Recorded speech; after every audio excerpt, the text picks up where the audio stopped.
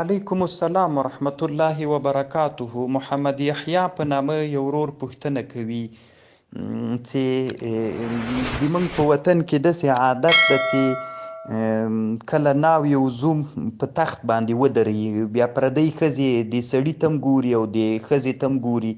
دا پردی سړی محترمه چې زوم سي په جاهلیت کې بیا هغه خپلوانو ګرځېږي، بیا هغه د هغه په خوله کې چای ورکوي، خوراکي شیان. هغه دا څنګه ده په اسلام کې؟ دغه محترمه په اسلام کې ناروا ده، ناجایزه ده. دغه پردي سړي ته کتل د ښځو دا یو غربي پالی قانون د محترمه.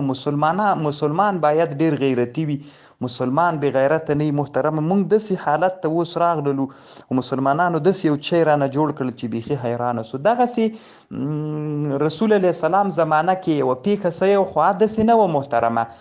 اسماء رضی الله عنها هغه حدیث روایت کوي چې رسول علیه السلام د عایشې رضی الله عنها سره واده کو، نو هلته یې اوبه خوږې کړې ولې، خو هلته خپلوانې ښځې د رسول الله صلی الله علیه وسلم ناستې وي.